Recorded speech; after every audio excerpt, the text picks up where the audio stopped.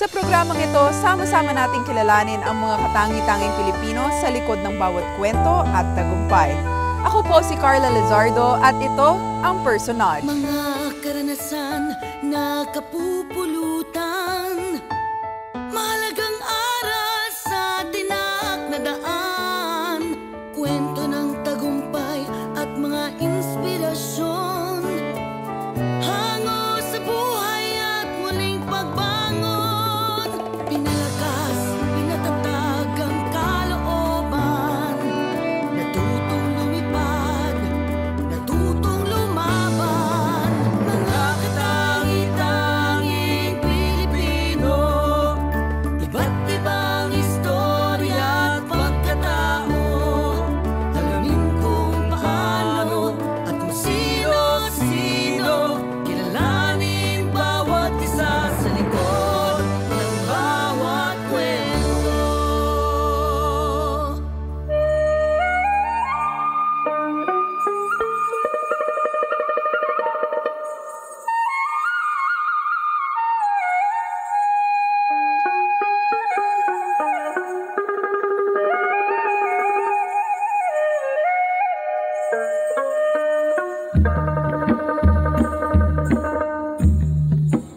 Nagsimula sa pangarap ang kanyang pagnanais na maakyat ang pinakamataas na bundok sa mundo.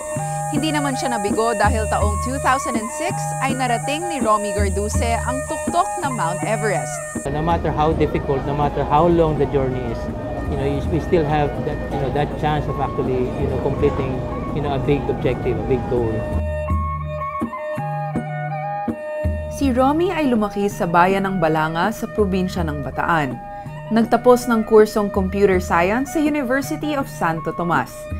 Matapos ang kanyang pag-aaral ay naging miyembro naman siya ng UP Mountaineers noong 1991. At that time na naghahanap ako ng mountaineering organization, siyempre gusto ko yung medyo established organization na alam ko marami ako matututunan. And actually by chance lang na minamit akong tao, nagkataon na kukuha na sila ng mga kumbaga applicants. Tapos along the way nagustuhan ko yung grupo kasi medyo laid back, medyo relax, mga party goers, masasaya. At nakita ko yung discipline nila dun sa mga training nila na medyo seryoso. So sila yung napili ko talagang maging kasama sa mga grupo. Ayon na rin kay Romy, maraming disiplina ang naituro sa kanya ng pagiging mountaineer. Sa mountaineering kasi hindi pwede yung pabitbit naman ng gamit ko or pare paakay naman. So yung iba iniisip na porkit for example, mga babaeng sumasama, feeling nila binubuhat namin yung gamit nila. So no, ang unang tinuturo nito is paano maging self-reliant ka in a sense na skillful enough ka para alagaan mo sarili mo in terms of first aid ba yan, or paano magluto, dapat lahat marunong magluto, paano magtayo ng tent, ultimong mga tulugan mo dapat alam mong gawin. So walang babae, lalaki, walang senyorita, senyorito. So kailangan maturuan mo yung sarili mo kung paano alagaan, especially kung nandun ka sa isang challenging na lugar. Nandyan yung discipline sa training kung paano maging health and fit ka. Dahil kung dito madali lang mag-jogging-jogging, that will not be enough kung gusto mo mag-tackle lang mas mahihirap na climb. And very important yung discipline to keep yourself fit for varying objectives na sa bundok. Si Romy ang kauna-unahang Pilipino na nakaakyat sa tinatawag na 7 summits o ang 7 pinakamatataas at matatarik na bundok sa mundo. Taong 2002 nang marating niya ang tuktok ng Mount Kilimanjaro sa Tanzania, Africa. Makalipas ang 3 taon, kanya namang inakyat ang Mount Aconcagua sa South America. At taong 2006 nang marating niya ang Mount Everest na pinakamataas na bundok sa buong mundo. Very dangerous siya. No? So far, siguro close to 300 na yung mga namatay sa pag-akyat ng Everest. And more than half of that nandun sa ruta na tinahak ko. So it's dangerous for a reason. Kasi delikado siya, yung terrain, delikado yung altitude. And napakahirap niya, especially may mga parts na sobrang ng vertical at sobrang nipis ng hangin. Pero hindi dito natapos ang kanyang paglalakbay dahil sinundan pa ito ng pag-akyat sa Mount Elbrus sa Europa noong August 2007. June 2008 naman nang kanyang maakyat ang Mount McKinley sa Alaska, North America. 2009 nang makarating sa tuktok ng Mount Kosciuszko sa Australia at ang pinakahuli sa kanyang expedition ay ang Mount Vinson Massif sa Antarctica noong 2012. Maliban sa pagkilalang natanggap ni Romy, ang pinakamahalaga raw sa kanyang nagawa ay ang pagtupad sa kanyang pangarap at matapos ang misyon na kanyang nasimulan. It's a personal dream. So, ako naisip yan. I've been a mountaineer since 91. I've started going out abroad 98. 2002 doon ko naisip gawin yung 7 summits, and that includes Everest. And it was a long journey na maraming paghihirap, maraming pagsubok. Meron akong mga failed attempts din sa ibang mountain. So, nag-grow yung desire mo na sana matapos ko to, mahirap, ganyan. So, very personal yung tinatawag kong undefined fulfillment in actually completing them all. So, siguro lahat naman tayo may kanya-kanyang pangarap. Minsan, for others, parang, ano yan, parang ang absurd, di ba? Pero this is something personal na, kumbaga, challenge ko yung sarili ko. Pero as I look back, merong second na parang good thing na nangyari, and that is, pag nakikita ng ibang tao na someone can actually accomplish that besides to sa mga obstacles, pagsubok kanya. So in a way, you were able to sort of inspire some people to follow their own dreams, follow their own Everest.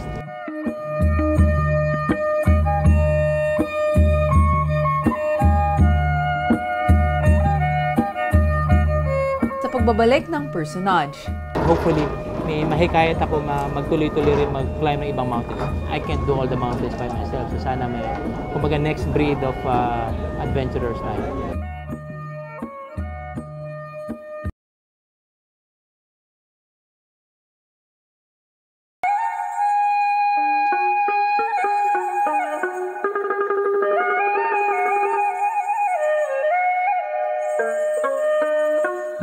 Noong nakalipas na taon ay naglabas si Romy ng librong Akyat, A Filipino's Journey to the Seven Summits upang makapagbigay ng inspirasyon at maibahagi ang kanyang karanasan bilang mountaineer. It took me 7 years to complete my manuscript. I started writing yung majority ng book noong 2006 after Mount Everest. So, the intent was to really share yung buong experiences sa journey. And sabi ko nga, hindi alam ng mga tao yung mga pagsusubok, mga paghihirap. Akala nila parang hindi nila umakyat. And it's not just about takwan. Madaming side issues like finances. So the book will tell you na hindi porket mahirap, hindi mo na kailangan i-pursue yung dream mo. So nandun yung contents din, like tips kung paano i-achieve yung mga matatayag mong pangarap. Specifically kung adventure, objective. So, minsan mukhang ang hirap kumuha ng sponsor, ang hirap kumuha ng funding, or ang hirap maging fit. Ako, may full-time job, ang hirap gawin yun. Pero nandun yung mga tips on how to, get over those challenges. Marami pang pangarap si Romy, hindi lamang para sa kanyang sarili, kundi maging sa mga katulad niyang mountaineer. This October, nagpaplano ako ng expedition. And it's an open climb for those na gustong matuto ng alpine climbing or mountaineering in general.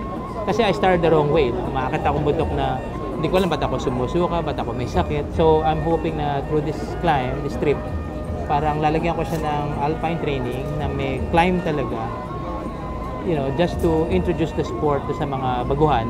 Tapos meron din akong advanced peak na climb para doon sa mga may experience na, with the hope nga na, mas mag-progress yung alpine mountaineering sa atin and adventurism in general. And they start the right way, hindi yung pareho namin na mga older generation na bara-bara lang. So hopefully mas mag-accelerate yung progress natin dito, and hopefully may mahikayat ako magtuloy-tuloy rin mag-climb ng ibang mountains. I can't do all the mountains by myself. So sana may, kumbaga, next breed of adventurers tayo. Maliban sa pagiging mountaineer, naging abala rin si Romy bilang scuba diver at environmentalist. It's something na naging responsibility na ng mga the likes of us, kasi kumbaga part of us na yung kalikasan, like especially for me na matagal na akong nagdadive, matagal na ako nagma-mountaineering. So kumbaga kung hindi ko preserve yan, hindi ko rin siya ma-enjoy. So it's win-win. At para sa mga katulad niyang mahilig sa adventure, ito ang maipapayo ni Romy. Ang normal na na I would say issue kung ba't hindi natin ma-pursue yung travel dreams natin, dalawa lang naman yan, time and money. Lagi, kung may trabaho ka, wala oras. Bisa naman, of course, very expensive mag-travel abroad. So, very important to say back. We have to face reality na kailangan nating magtrabaho, mag-ipon ng konti, and mix that with an approach na mas tipid, halimbawa backpacking approach in traveling. Hindi naman kailangan magagarang hotel, hindi naman kailangan masasarap na pagkain lagi, o at least mga luxurious restaurant, kumbaga. When I travel, I normally do backpacking. So, minsan, dala mo lang yung backpack mo, you sleep in cheap accommodation. Minsan, you cook your own food. So, ang pamasahe mo lang yung poproblemahin mo kasi mahal talaga yung aeroplano. Mountaineering is expensive in general. So, kailangan mo lang mag-invest sa sarili mo para in the future you can find, or at least attempt to find sponsors or support from brands or corporations. So, kailangan lang i-build yung equity para makakuha ng sponsors in the future.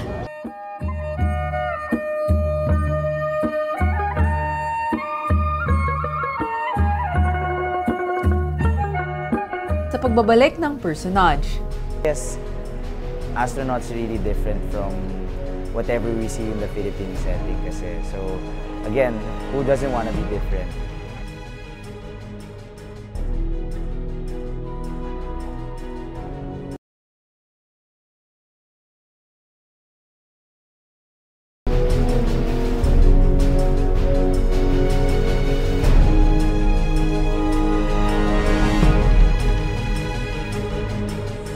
sa mga libro lamang niya pinagmamasdan ang ganda ng ating kalawakan. Pinapangarap na ito ay kanyang marating sa hinaharap.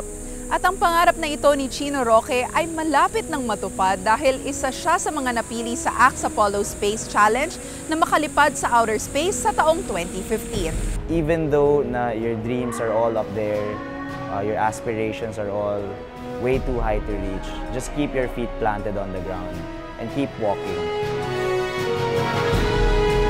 Bata pa lamang ay nais na ni Chino na maging astronaut at makalipad sa kalawakan. Of course, when I was younger, I was always fascinated with things about space. Stars, planets, and all of that. And space travel, again, is, I guess, every young boy's dream, di ba? Psychology graduate si Chino sa De La Salle University at nagkaroon ng pagkakataon na makasali sa space travel competition ng ACTS Apollo Space Academy sa Florida, USA.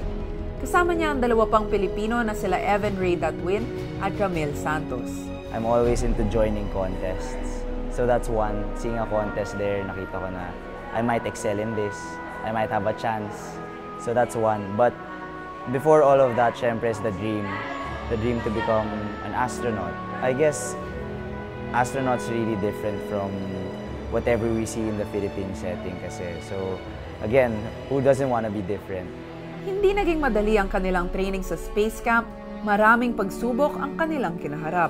Meron yung centrifuge, sasakay ka ng umiikot na cylinder. Pagkatapos nun, zero gravity.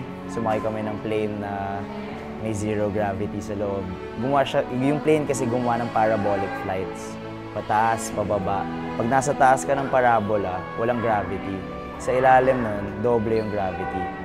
So doon namin na-practice kung paano kami magpe-perform sa zero gravity.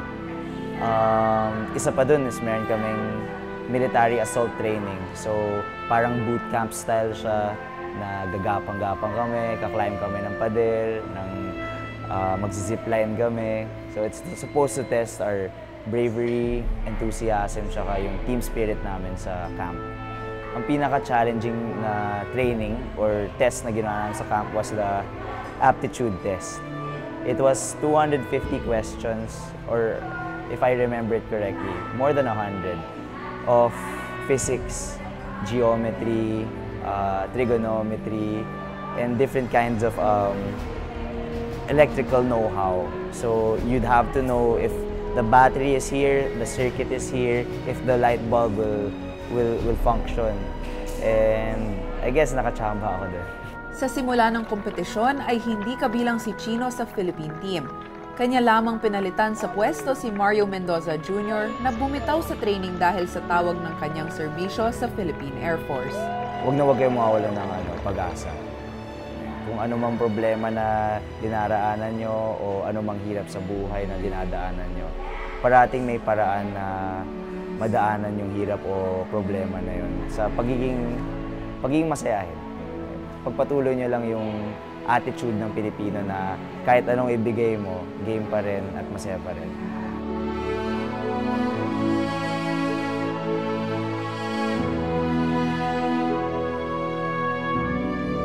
Sa pagbabalik ng personage, Pagka-take off ko, pagkalabas ko pala ng planeta natin, makita mo lang yung moon, yung sun, yung stars nang walang ulap, di ba? Nasa dilim lahat yun na lumulutang. Medyo ibang klase na makita eh.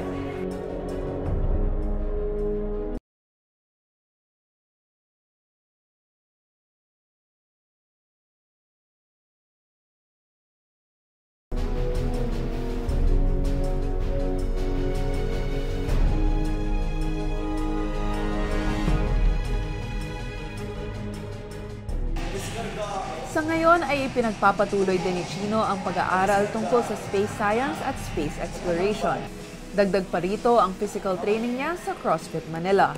My own training is, of course, CrossFit. So every day it's always training, it's always eating right, it's always resting. And of course, what's important in CrossFit is focus. CrossFit is very new to the Philippines. Medyo conservative kasi yung outlook ng mga Filipinos, especially the women, in lifting weights. Basically, it's something new. It utilizes 3 pillars of fitness, meaning it's high intensity. So workouts are very short. You'll never experience a workout that lasts an hour long. For us, a workout here is 5 to 20 minutes. Constantly varied, meaning every day is different. You'll go to the box or the gym, and then you'll see a new workout. You'll never go to the gym and say na, "Oy, I've done this before." It's always like that. And functional, meaning it can be applied in real life. Yung basic thing of picking up, for example, the grocery bags from the floor, there's a science in that. So you just don't pick it up where you hinge your back. You have to maintain your proper posture na upright yung likod, chest proud, and you'll see most of our members improving their postures along the way. And of course, community.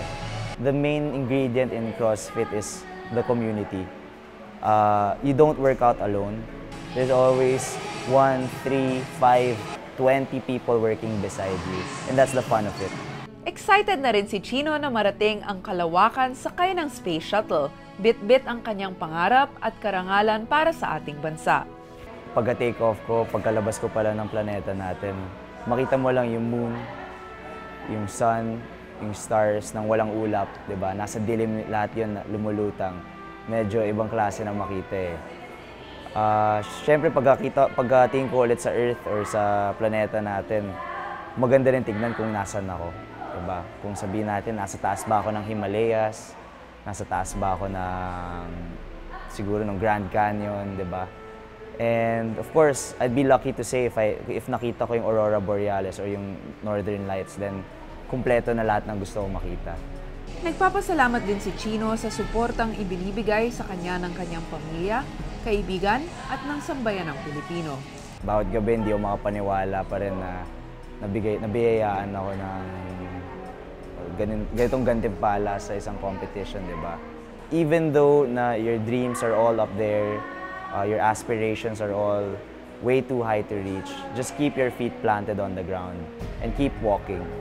It doesn't hurt na parang you stay simple in life and hardworking. Yun talaga for me is the chemistry for where I am now, na parang I never really cared about the fame or the big things in life, but how to affect the smaller things and make a difference in a small scale. Kaano man kataas o kalayo ang nararating ng ating paglalakbay sa buhay, mahalagang matuto tayong lumingon sa ating pinagmulan dahil ito ang dahilan sa pagbuo ng ating mga pangarap. Hanggang sa muli, ito po ang programang naghahatid ng mga kwento ng tagumpay, inspirasyon at pagbangon. Ako po si Carla Lizardo at ito ang Personage. You have to consider that photography is an art, and then it's yours, and then you have to believe in what you do, what you shoot.